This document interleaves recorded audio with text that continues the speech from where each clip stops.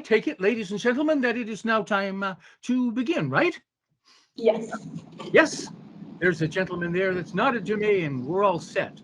The topic is 3 bisexual poets. The first one is Virgil. I have, can you see this? I have translated his Eclogues. The second one is Hafiz.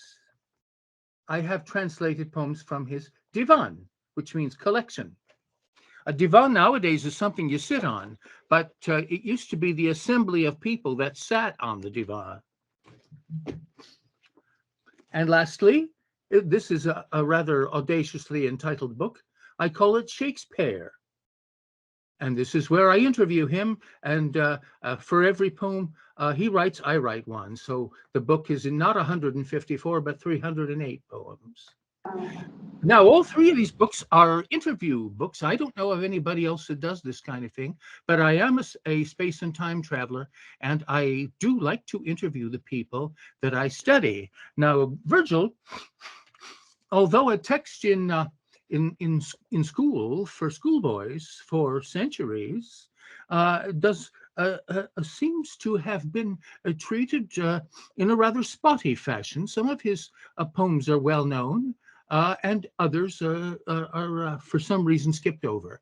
Eclogue the second. First of all, let me tell you what's an eclogue. It's a short poem. And these poems are not terribly short, but moderately so. Each one of them is a one-act play. And usually there are 2 speakers. And there are sometimes 3. And exceptionally, there can be just one. And that is the kind I have chosen. I'm going to read you the Second Eclogue as I have translated it.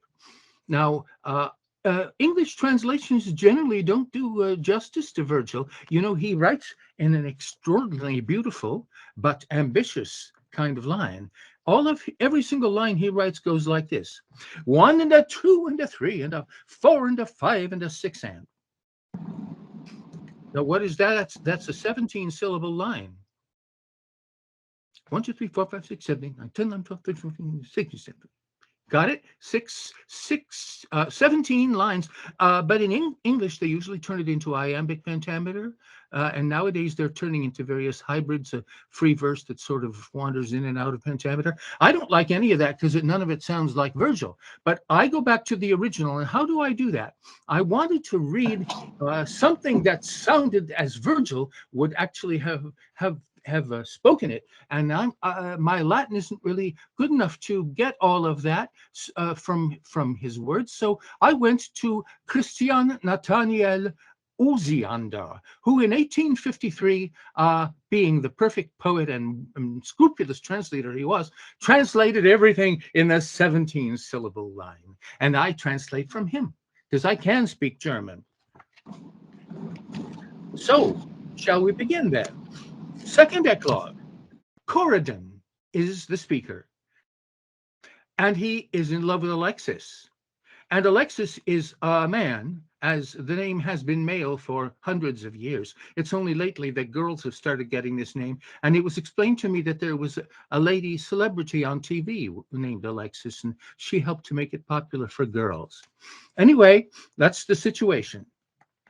Corydon Shepherd was burning for handsome Alexis, whom Master Iolus favored. The outlook had Corydon badly disheartened. He to the beech grove resorted continually, where the treetops offered their shade, and where Corydon, constant, though never rewarded, uttered to forest and hill an unvalued and wearisome chanting. Dreadful Alexis, can music no meaning convey to your spirit? Won't you a mercy exert? You will drive me at length to my deathbed. Cattle that look find a nourishing coolness emerge from the woodland. Hedges, a thorn-weaponed shelter, accord to the verdant-backed lizard. Cumin and garlic, strong-flavored, well-crushed, to refreshments contribute, which to the workers will Festulus give when they're weary of mowing. I, though, who follow your steps in the evermore bright glaring sunlight, songs blend unheard with the crickets in thicket, unchanging, abrasive. Isn't this fun to listen to? You know, it's highly musical. He talks about it. He says he's singing. Oh, I want to tell you one more thing that is remarkable about these eclogues. It's not indicated by the title because it just means short poems. And people always say, well, what are these eclogues? And everybody gives the same answer: shepherd poems. That's sort of half right. They're shepherd farmers. What nobody tells you is what these shepherd farmers do in their poems. This is all about what they do on their mostly on their time off. And what they do is they talk about singing, they sing, they compose poetry, they recite poetry, and they run competitions to see who can sing and recite the best poem. Uh, best if it can be done to a flute or a lyre accompaniment. Is very, very highly cultured rural folk. I just wanted to say that because they impress me on every page, and nobody says that about the Eclogues. If you knew that these were totally music obsessed people, you might be more eager to read the poem. Were it not better to seek Amaryllis, the proud, the disdainful, sulking in scorn, or Menalcas to woo, though I have to admit it, dark, the tanned hue of his face can't be likened to yours, blinding whiteness. Though you're so charming, let not your attractive complexion betray you. Privets, though white, and the hyacinth darksomely colored, both vanish. Why don't you ask who I am? Is the topic devoid of all interest? Great is my dairy farm wealth, an abundance of milk and of porridge, myriad lambs on Sicilian hills, and in summer, in winter, never a shortage of nutritive milk, re-infusing a vigor. As I was taught by the Dircean Amphion, high on the mountain Aracinth, calling together the ghosts, even now am I singing, nor am I ugly. When down at the seashore I looked in the water, handsome the figure I glimpsed while the winds were caressing the wavelets. E'en to be likened to Daphnis I'd fear not, but trust to your judgment. Oh, how I'd like it if you, tranquil days on the mead not despising, lived in a plain simple cottage with me. Of the deer we'd be hunters, or mid the green of the mallows be driving the goats with their young ones. If a duet we attempted, we'd emulate Pan in the forest. He, you'll recall, was the first who with wax joined the reeds to be tuneful. Sheep he would ever protect, and was equally kind to their shepherds. Don't be annoyed if your lips should be chafed while you're playing the reed pipe. Think of the diligence proved by Amyntas, great flute skill attaining. I have a syrinx with reeds of the hemlock in pitches that differ. 7 in all that Demetus had given me once for a present. Later, when dying, he said, you have mastered it. Now you will own it. That's how Demetus had felt. But Amyntas begrudged it with envy. Look, I've 2 fawns that I caught in a perilous, narrow ravine shaft, fur spotted whitely all over, 2 lambkins that suckle twice daily. All will be yours if you wish, although Thestulus wanted to have them.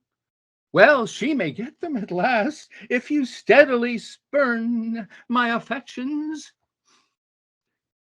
Come over here, you so good-looking boy, for the nymphs are presenting lilies the best. In a basket abundant comes white-robed the naiad.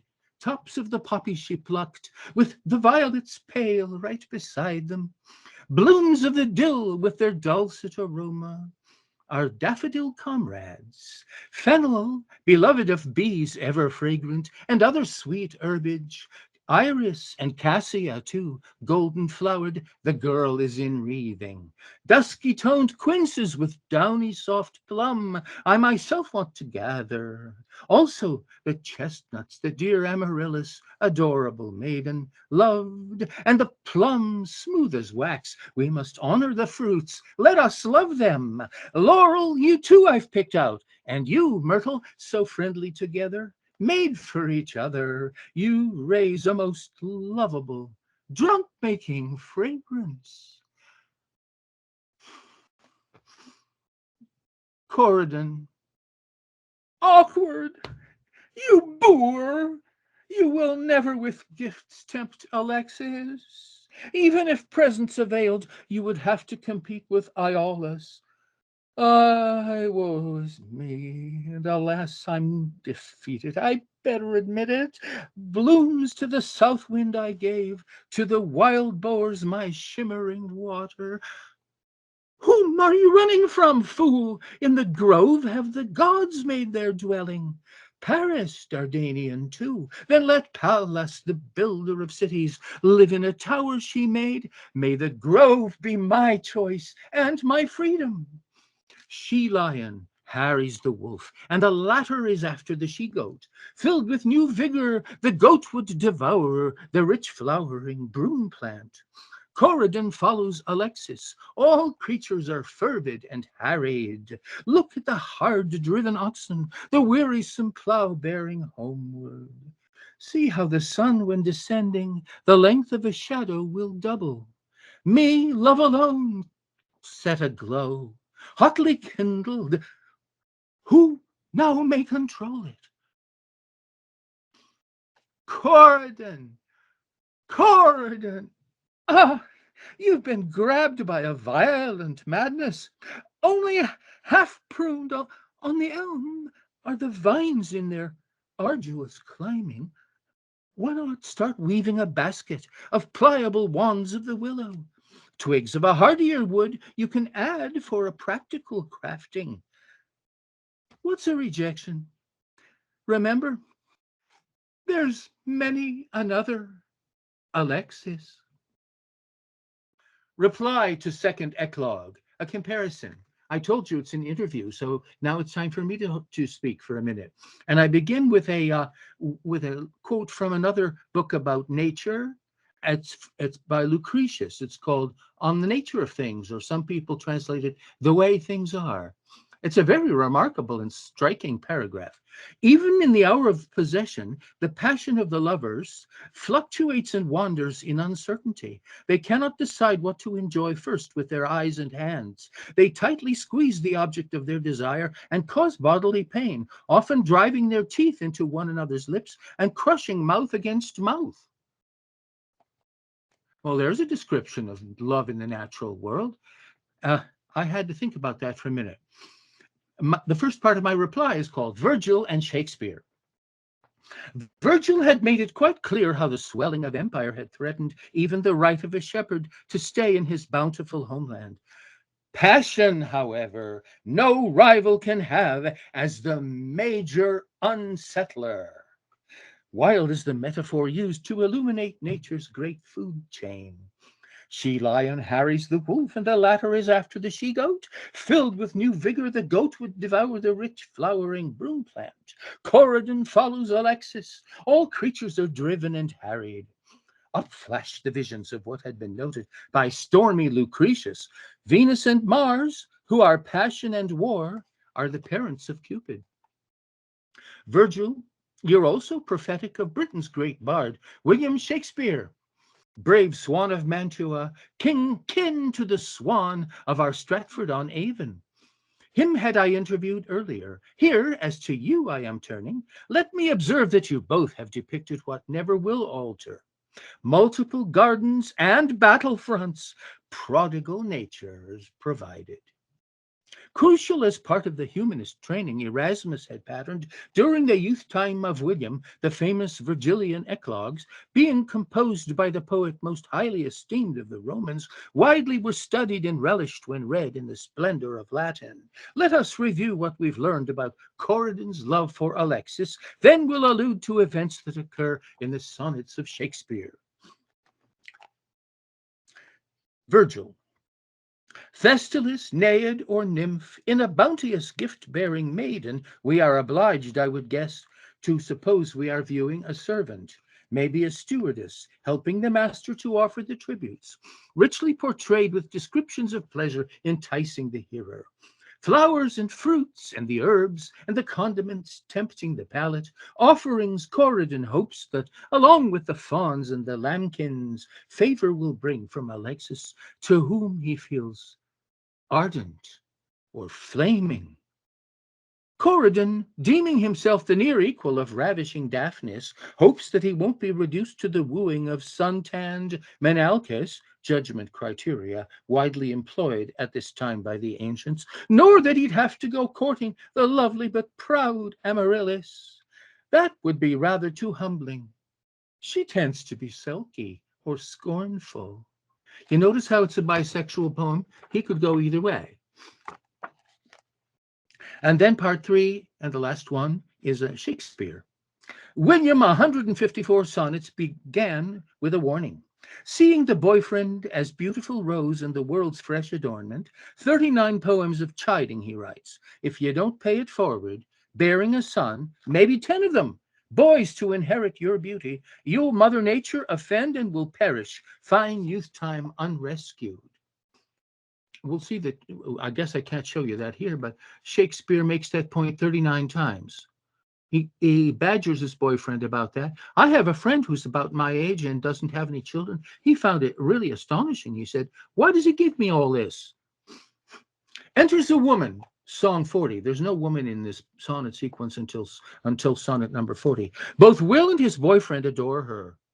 Problems arise, but surprise, only 3 sonnets more will be needed. Spirits to calm, and behold, Will returns to the modern Alexis, who, we may note, will be nameless throughout the succeeding adventures. 35 sonnets now offer more love hymns addressed to the boyfriend.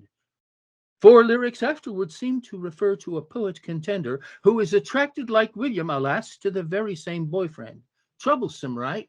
So you'd think, but pursuit of the boyfriend continues.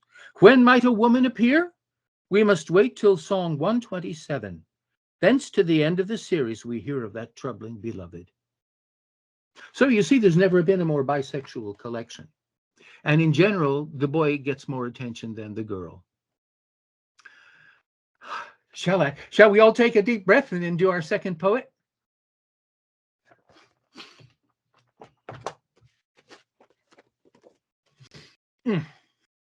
Really enjoyable. What you have to do, though, is take deep breaths. 17-syllable lines mean you need energy. If you've got a voice that is in any way failing you, don't attempt it. So here's our second poet that I look at. This is Hafiz, Muhammad Shemseddin Hafiz, 1315 to 1390. He is a Sufi poet, and my book about him is, or where I interview him, is called Poems of Wine and Tavern Romance. Now that's interesting because both of these are problems in traditional Islam. First, the wine, although in Persia, you know, they don't have such a strict attitude about wine as they do in Saudi Arabia.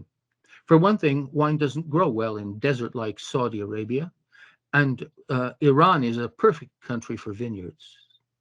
So if there's any way in which an alternative interpretation of what looks like a total ban can be worked out, people will try and have tried to work it out.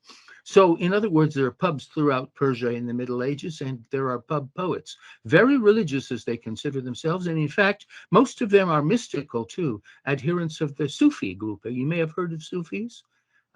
They are very individual in their thought. So here we are, the Sufi Mystic, and he writes his poems of wine and tavern romance. Oh yes, I was going to tell about tavern romance. That's also not without controversy, because who goes to the tavern? It's the men that go to the tavern.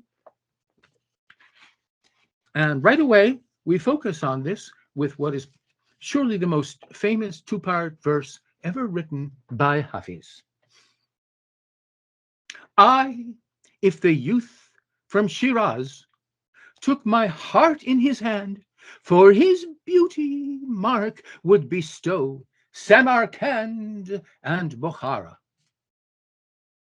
In other words, if my boyfriend would just give me let's say, let's trade presents, okay? He'll give me that beauty mole birthmark that's on his face, and I'll give him the two richest provinces of Tamerlane's empire, Bokhara and Samarkand. How does that sound?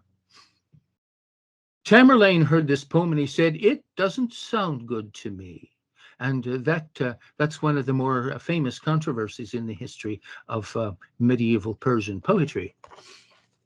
Let me read then. Let's finish. I only read you the first verse. Let's read the whole poem, not a long one. It's poem 8 in this collection. I, if the youth from Shiraz took my heart in his hand, for his beauty mark would bestow Samarkand and Bokhara. Taverner, hand me the wine, for in heaven you'd vainly be seeking Roknabad's flowery bank or Mosella's. Woe for the rogues with enticing black eyes and with gestures endearing rob all restraint from the heart, as the Turks do. Love, when ungratified, doesn't require all the beauty my friend has. Faces alluring will need no adornment. Stay with the poet, the goblet, and seek not the things that are hidden. No one has found them, and no one will find them. Joseph's in ravishing beauty explains the enchantment of loving. Love rent asunder the veil of Zuleika. Heed my advice. Be aware that a youth of a high, noble breeding treasures the reverend words of an elder. Ill have you spoken? Forgiven. 'Tis fitting the ill had been spoken. Bitter goes well with your lips and their sweetness. Hafiz, you've lined up your melody gems. They're the beads on a necklace, Pleiad-like, worth a bestrewel in heaven. That's a remarkable poem. It's one of the very strangest things, because I'd never seen it before reading Hafiz, is the way he concludes it. He concludes many of his poems this way. Most of them are about disappointment in love, because all the would-be boyfriends whose attention he is trying to get do not pay any. So generally speaking, he fails in his attempted love adventures. And then what can you do? Well, you can always end off your poem with a pat on your own back if there's nobody else around to do it.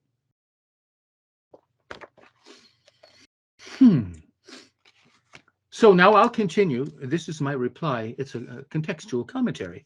Thrilling the distich is a two-liner, a couplet, that opened a lyric where love spoke to power. Timur the Great did not find it amusing. Legend proclaims that he summoned the singer to court with a query. What may it mean, your colossal presumption?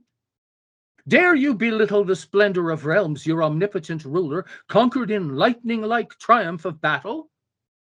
You, Samarkand and Bokhara, would grant, and without hesitation, both for a beauty mark. Better explain it. Hafiz replied in the version von Hammer presented and relished. Sorry, my writing was badly reported. Here's what an accurate transcript will show you I plainly had written. Gladly I'd give from Bokhara 2 pastries. Aptly he sprang from the trap with agility all have applauded. Many the ways they retell of the triumph.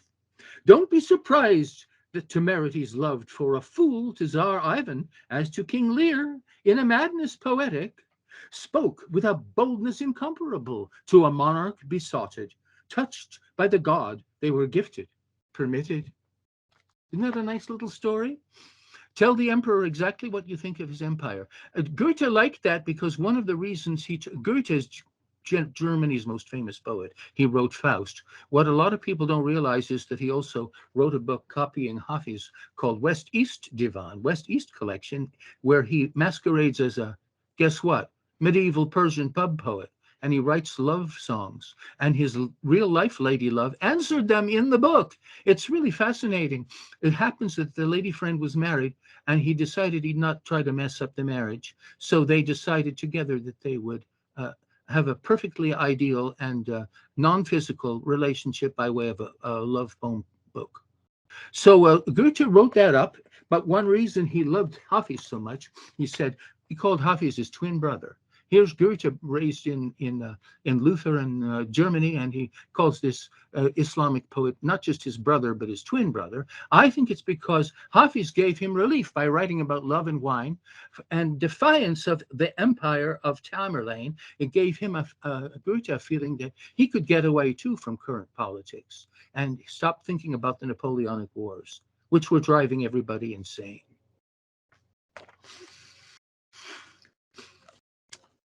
Now, that is one of the most famous and celebrated episodes in Persian literary history.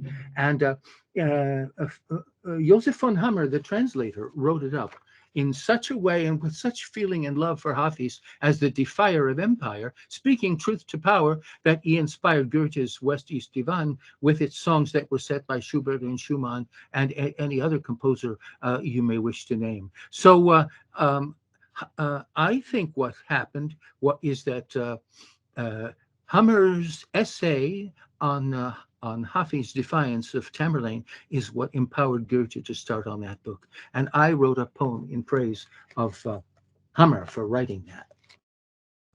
Honored by princes, loved by friends, resting in bloomy bowered garden, to Hafiz learning pleasure lends, dewed flower mercy, Allah's pardon. Dynasties moved to battle by mutual turbid hatred rose, laid waste in towering flames would lie all Asia from the striving foes. The empires in their turn were doomed to fall, and by the selfsame law, when at the last grave Timur loomed, the gazing nations quaked in awe. The sovereign welcomed Hafiz now with grace, though in a lyric he wrote as a man who would not bow, despite how great a king might be. Bukhara, Samarkand, he claimed, the main adornments of the realm, or other prize that might be named, were he to hold the empire's helm, he would exchange right gladly too, for but one thing, the beauty mark that his beloved let him view. A simple word, let rulers hark. The more the rumbling thunders crashed, colliding kingdoms rife with rage, in riving brilliance lightnings flashed. The sweet, serene Iranian sage, the more appeared both calm and wise, half mystic, smiling in the night. He sang of the unsleeping sighs of nightingale for rose delight. Then let the horror of the storm that would convulse the Orient roar on. Affinities that form a stiller wisdom had been lent to him who caroled love and wine. Abounding chaos would but free one dowered by this gift divine of inward lighted liberty. For long had he waited till the time long envied peace at length might come, we'd never hail that halidom we feel in every healing rhyme. Now therefore let us learn and long the lesson cherish that we've heard, who sings of wine and love a song can make, which like the holy word, beyond the bound of mortal bane may last on lips to hover. Ah, when lofty names of Tamerlane and Genghis Khan and Nadir Shah will only as a burning scar be known in mankind's memory, a warning and a mark to mar. So rather, hark to Hafiz, he, made bold by morning evening star, embroidered clear and lyric hymn to love and wine, twinned lights that are the eyes of choiring seraphim.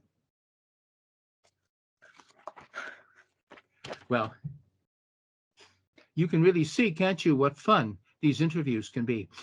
I was going to read more Hafiz. I don't know if I need to do that. Basically, he makes maybe just a short one, very short. Okay, here we go.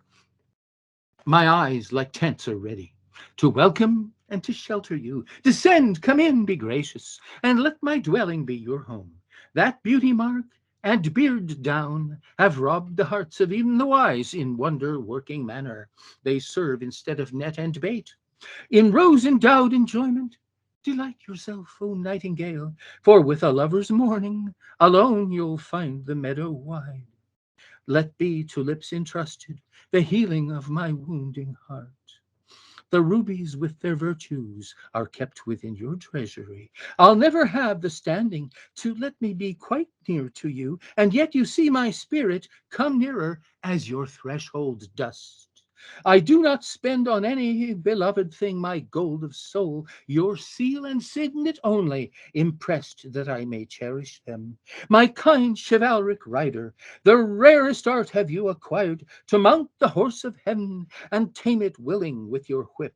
And how shall I, enamored, your thousand arts be countering the clever conjuration whereby you lead astray the skies? The very spheres are dancing within the round of harmony to which the tunes provided by Hafi's finest book of hymns. I think we don't need to emphasize that final pat on the back, do we? That's getting to be a well-known trademark. And now I think we have a good occasion to proceed to number 3. Poet, my twin brother, whom I call, well, together we call ourselves Shakespeare.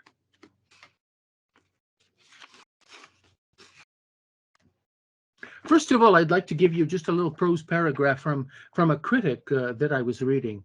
He points out that an editor of Shakespeare named John Benson in 1640, that's less than half a century after Shakespeare died, altered the poetic addressee's gender so that most of the poems that are spoken to a man seem in the Benson edition addressed to a woman. For 150 years, this was the edition of the sonnets that the world knew, not corrected until 1780 by Edmund Malone.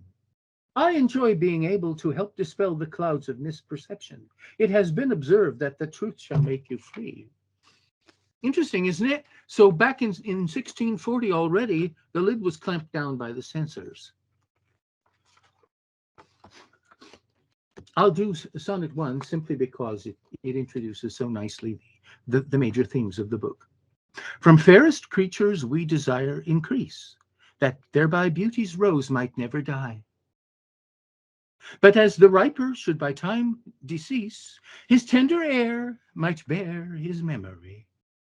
But thou, contracted to thine own bright eyes, feed'st thy light's flame with self-substantial fuel, making a famine where abundance lies. Thyself thy foe, to thy sweet self too cruel.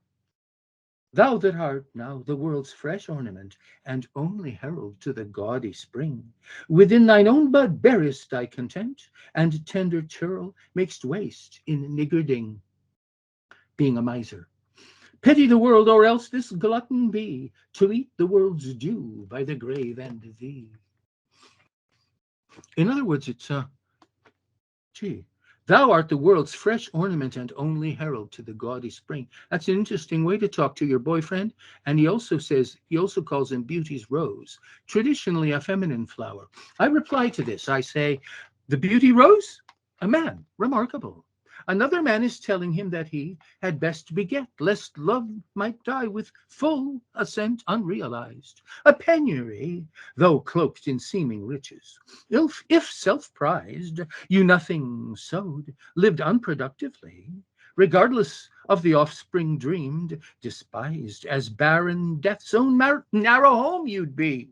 Who doesn't wish to give, but shyly keeps, the miser, what is in him to bestow, in unawakened enervation sleeps, that will not let the eye or others grow.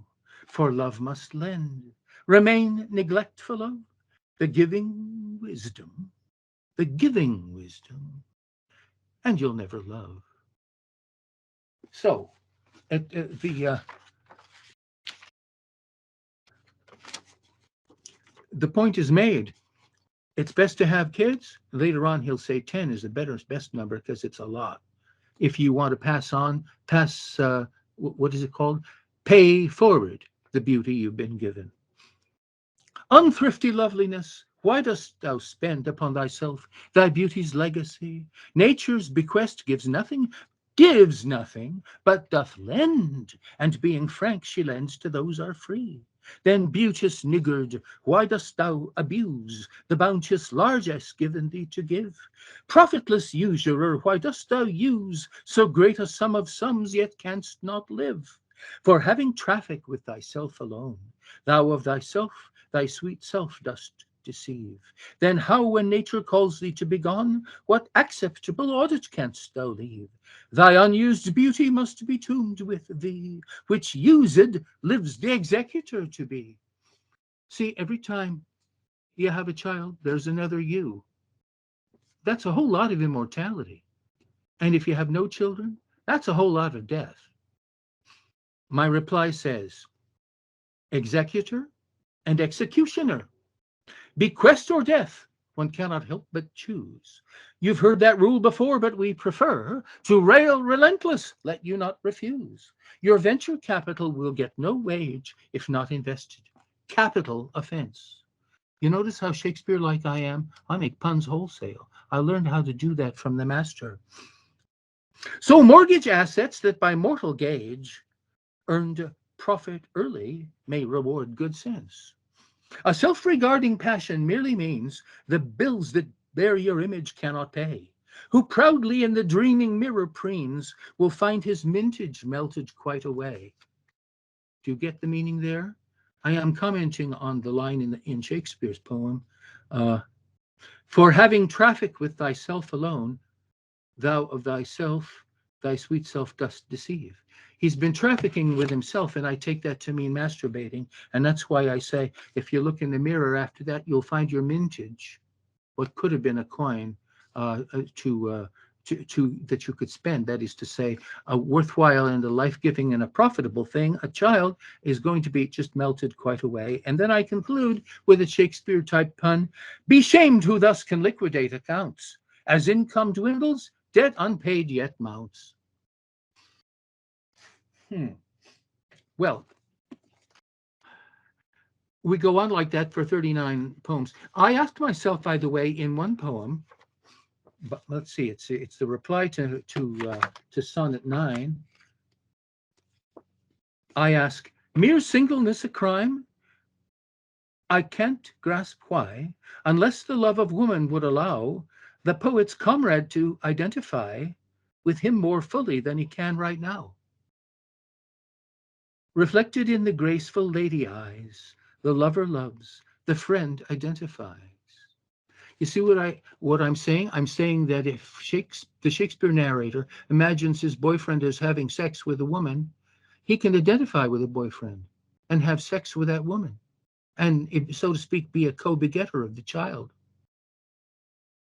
That's not too complicated for Shakespeare.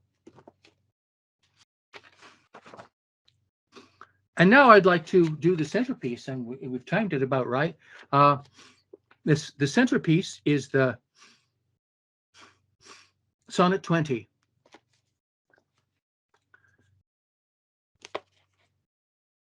A woman's face, with nature's own hand painted, hast thou, the master mistress of my passion. We could stop right there. It's worth thinking over, isn't it? He's talking to his boyfriend, and he says, you have a woman's face, and you are the master mistress, hyphened, of my passion. A woman's gentle heart you have, but not acquainted with shifting change as is false women's fashion. Bit of misogyny in there. An eye more bright than theirs, less false in rolling, gilding the object whereupon it gazeth. A man in hue, all hues in his controlling, which steals men's eyes and women's souls amazeth. And for a woman wert thou first created, till nature as she wrought thee fell a doting, and by addition me of thee defeated, by adding one thing to my purpose nothing. Did you get that? It's rather tight-packed. For a woman wert thou first created. Nature intended that you should be a woman. You look just like one. Till nature, as she wrought thee, as she was working on you, fell a doting, whatever that means. Something like, is it absent-minded or dementia or sleepy? One, something like that. It could mean a number of things. But anyway, she somehow her thinking went astray. Let's just say my favorite word, absent-minded, and by addition me of thee defeated. By adding one thing to my purpose, nothing. In other words, nature made a big super mistake when you're making a woman. She gave him a male organ. But since she pricked thee out for women's pleasure, does that make it a little clearer? Mine be thy love, and thy love's use their treasure. Some people have tried to suggest that this is Shakespeare's platonic love for his boyfriend, but on the other hand, he says so often that the man is absolutely a woman, and except for one certain, shall we say, absent-minded detail that really didn't have to be there, would be easily mistakable for a woman, and a quite perfect one at that. I would say this is a pretty strong indication of a bisexual orientation. And now let's turn. I think it might be nice to do at the end with the last part of my interview reply to Eclogue 2, and this is part 4 of that reply, and it is called Gender Crossing. Everyone reading Song 20, I'm sure, will be struck by the thinking. William explains that his comrade was made to be born as a woman. Nature fell doting and added a part seldom seen on a female. Will isn't bothered by that. Master, mistress, the friend is remaining. Virgil and Shakespeare are drawn to a world where the borders are fluid. Flute playing, blossom and bloom connoisseurship are fit for both genders. Failed with Alexis? Keep trying. Menalcas or fair Amaryllis, either the man or the lady might comfort you. Sadness relieving. Sonnets of William, more homoerotic than not, yet inclusive, rightly are deemed. To the female he sings with a passion convincing.